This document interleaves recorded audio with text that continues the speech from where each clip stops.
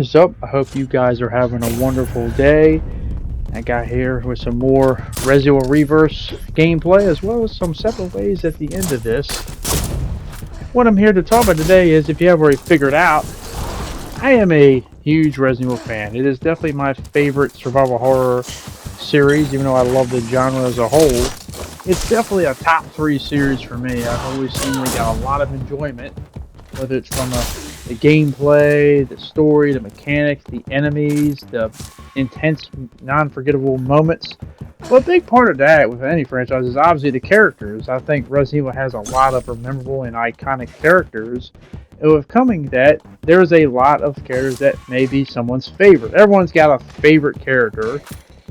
And you probably already can notice this by watching this video or whatnot, or in my previous videos. My favorite character in the Resident Evil franchise is Ada Wong. Or as Krauser once said, the bitch in a red dress. But why is Ada my favorite character? What does she do that all the other characters don't, just for argument's sake? Leon would be my number 2, but the gap between 2 and 1 is a pretty huge gap. Ada is not only my favorite character in the Resident Evil franchise, it's one of my favorite video game characters, period. But what is it about her? What is it that she does that no one else seemingly can really touch or match? And I'm here to express that, but as I'm expressing my love for Ada, let me know in the comment section who your favorite Resident Evil character is and what it is about them that makes you like them the most compared to maybe other people. Because a lot of people might like a character, but a lot of people might like a character for different reasons. Not everyone's the same. I always like hearing other people and reasons why they like certain things. But without further ado, let's get into it. Why do I love Ada Wong? Number 1, she's a bitch. Now I say that in a nice way, but she's a bitch. She's a bad bitch. And what I mean by that is, Ada's a pure bitch. And she knows it. And she owns it. And she is not afraid to admit it.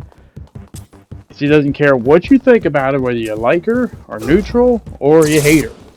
She owns that bitch role to death, and I love her for it. She's unapologetic about it. She goes around, does what she's got to do, and if you don't have the greatest opinion of her, okay, whatever. I'd feel the same way if you had a great opinion about me. I'm still going to be me. I'm not going to change who I am. At the end of the day, I'm going to be that bitch in a red dress, and you're just going to have to accept it. And I love that, and she's got the balls and the cuchos to definitely pull that off, and I've always liked that about her, because I guess another thing you can carry over to is just that confidence. She comes in with that confident presence that it doesn't matter who you are, like, she's going to do what she's going to do. I mean, it doesn't matter if it involves, you know, Chris or Leon or Wesker. Ada's going to be Ada, and at the end of the day, that's someone you got to be leery of and watch out for, and ultimately respect and fear, because you just don't know. What carries over to my next point, why I like her so much, is just that you don't know her. It's amazing she's been in the franchise since 1998, but what do we really know about her in terms of her major goals, what she's really trying to accomplish, where she really honestly came from? On top of that, what's her end game? And in a way, I'm kind of happy we don't know that, because it's kind of like when you have a mystery like that, or something you really don't know. I know there's a lot of speculation, and we have a lot of things we can point to and moments, but I'm not here about speculation. I mean pure facts. Like, can we factually say a lot of things? And Ada's still a mystery to this day, and I guess I love her for that. I like that fact. I've always said this about her. It's kind of Black Widowish, and I love Black Widow to death. More the comic version than the movies, but I still like the movies version. It's not bad, but obviously comic a little bit more darker in between. But my point being is, both characters have shared a similarity. She's not on their side. She's not on your side. She's on her side. And her side is not very clearly defined, and that builds a lot of interest. And I know a lot of people might be like, hey, that's not very morally justifiable, because, you know, is she really good or bad? A little bit of both. Yeah, who knows? I will say this, I think she was probably more bad before the events of RE2, but obviously the meeting with Leon and surviving the Raccoon City incident changed her in a way. She's still going to do the things she does, but I feel like Leon, that meeting definitely made her think of things a little bit differently and whatnot. Because as much as we can point to evidence of, hey, she's been this crazy mercenary or whatnot, just doing all kinds of stuff with viruses or whatnot and playing people for fools, she has done some things that go outside even her mission. You know, she's kept Leon alive, even though times that his survival meant nothing for her mission. She's kept some other people alive. I remember in Resident Evil 6 with the helicopter when she was flying it. Like, she does certain things that, you know, don't really benefit her. And the weird part is it kind of puts her in the spotlight. She made a statement before, like, hey, I don't like sitting back in the open. I got to make my presence noticed eventually. And ironically enough, like certain things, like, hey, you know, I'll prove your innocence, like in Resident Evil 6 with Leon, like, I'll prove your innocence or whatnot. But for some real reason, she didn't prove her own innocence, even though that whole event really wasn't her fault. It was her clone. But my point is, does she have that satisfaction of everybody chasing her? That similar, I guess, Catwoman type theme, where like it's the chase and whatnot. But that's the thing. That's interesting. That's entertaining, is it not? I always laugh when like, well, I can't like somebody that's not either 100% good or 100% bad, like, because I don't know them. But that's the thrill right there. That's the interest. You don't know them. You don't 100% know what they're gonna do. That's what makes it entertaining. I love it. I don't really care about the whole being good or goody or whatnot. Just be entertaining. You know, you can't say that, you know, you're not interested in what they're going to do. I know a lot of people might question, I just want an answer. But sometimes the answer, do you really want the answer? Because sometimes the answer is not something you are going to like or accept. So maybe it's just better if it's just left ambiguous and we just debate it nonstop or whatnot. It's like, for instance, it's like, you know, the movie, the Thing, the second one, John Carpenter's Thing, not the original. You know how like it ends and people are having a speculation, like how did the ending really go? Did they either as two like make it off? Did they both die with one infected? Like what happened? They never answer that really. They leave it openly ambiguous, so we can debate it for years and years and years to come. You know, Ada's character, like, where does she come from? What's she trying to do? What's her main goal? What's she trying to accomplish? Like, is she trying to make a bunch of money from duping people with viruses? Is she trying to create some space station in space? I don't freaking know. I don't think I really want to know, but it's just, we can always debate that. It's very interesting and entertaining. Another thing I like about Ada is the fact that, like, you know, we have all these characters in this game, in this franchise, and you know, each one has like things that are iconic to them. You know, you got the, you know, Chris is iconic for obviously the boulder smashing. We all make the jokes about it. I guess you could say Leon is iconic for just the smooth talking and so messed up one-liners or whatnot.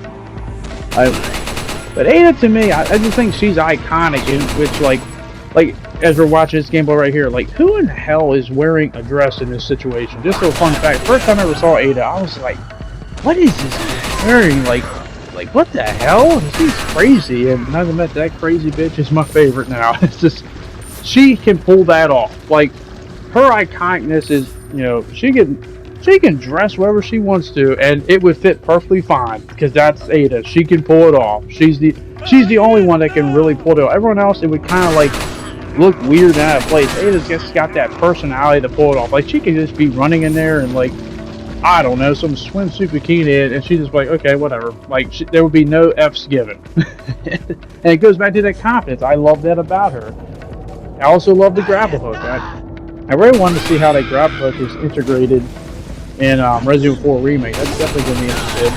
But now I get to the other part of my discussion about Ada. I've always said this, is like, you know, as a fan, I've heard some people like, you know, I want a game where she's the main character, she's the campaign main character, whatnot, of the game, and that's a tough one to do, because as much as I would love to see that, I just don't know if it ever will be done, just from the fact that normally the main character, like, she can be a part of the main campaign and have her campaign. I don't know if she can be like the main driving force, just from the standpoint that you kind of got to have someone who's like 100% good. They're fighting for the good side to be in that campaign. And Ada, while I do think she's probably more on the good side than the bad side, it's not enough to be like, but who knows? Maybe they can change that. But I tell you what, if I didn't really care about the whole good, evil bullshit, I'd definitely give her a main character campaign because it'd just be interesting. You wouldn't have this whole, I'm working for, trying to stop viruses. It'd be more like, hey, I'm trying to get in here, manipulate who's ever in here thinking I'm working for them, but I'm going to backstab him, betray him, join the other companies, backstab them, and steal 5 viruses and get the hell out of Dodge, and nobody's going to know what the hell happened before it's too late. And that'd definitely be interesting. And then you're playing all the sides, and then you throw in all the famous characters, and they're just all getting played like dummies and shit. Um, but yeah, that'd be a lot of fun. I'll tell you this right now, and I mean this, because I think if you really are a diehard Resident Evil fan, obviously we've had a little overabundance of some Leon, and he's my second character. I love Leon, but some Leon and Chris. I'm not a crazy Chris fan, obviously. As if you do like him, nothing against him. Chris, iconic character, definitely deserves being in the franchise, but he's been in too many things of late. He needs to take a break. He needs to take a break and just, just stay off the sidelines for now. We've seen enough of him. They take a break. I know you're going to have the problems with the DSAA at the end of the village, but just relax from out there. Take a little break. You and Leon take a break together. If I want to see Ada in another main game campaign, I'll do it under this condition, because I would love to see this encounter. And tell me this wouldn't be interesting, just because of Ada's personality clashing with these two people. I'd like to see a main Resident Evil game, maybe Resident Evil 9 or whatnot, because I heard it's the end of the Winter storyline, so hopefully they don't continue with Rose or whatnot, because I want to see these characters come back. I think everyone does too, but in the current time, not in the past and remakes. I want to see a main game where you get Jill back in the field. Why they took her out, I have no idea. Capcom, that was one of the most boneheaded decisions I've ever seen in my life. But bring Jill back on the field, and if she needs a partner, to get her back in the running, who better than another character we'd love to see interact with her on the screen for the first time? That'd be Claire. Have Jill and Claire interact, have them have a co-op thing, throw Ada in the mix. You can't tell me that would not be entertaining as hell. That may be more entertaining than the actual plot itself, just to see those three go at it with each other, because we know Leon's kind of going to accept what she is. Chris is probably just going to get mad or whatnot, throw a fit, but what's Jill and Claire going to do? It's like, I feel like they would try to put up with it, but maybe they get tired of it, but it would be, you can't tell me that would be one entertaining sequence there. And whatever the storyline you can put, it is what it is, but just that encounter, oh my God. God, let me know what that encounter would be like. Just what would they say and do and shit. And when Ada comes to the conclusion, you know what? I may not be able to pull off the shit I normally do, like in front of Leon or something like that, in front of these two, because who knows? But that would be one crazy encounter and this one crazy just sequence there. I would love to see that. I'd pay money to see that, but knowing Capcom, it probably never happened. I'd be amazed if either one of those two met each other on the screen of those three, because it's just weird. I mean, you got to remember, Resident Evil 6, it took Chris and Leon that long for them to meet each other on screen. I don't mean off screen or in a novel. I mean like in a game, like meeting each other legitly. Not any of that BS old happen off screen shit. Nah, but that is gonna be it for my Ada Wong. Why I love Ada Wong. Why I love the bitch in a red dress, but a badass bitch in a red dress. Let me know in the comment section who your favorite character is, and hopefully I can get some good responses, and tell me why you like them or whatnot. But that is going to be it. Hopefully you enjoyed this video. I hope to see you back in the next one. Thanks for watching, and have a good day. Peace.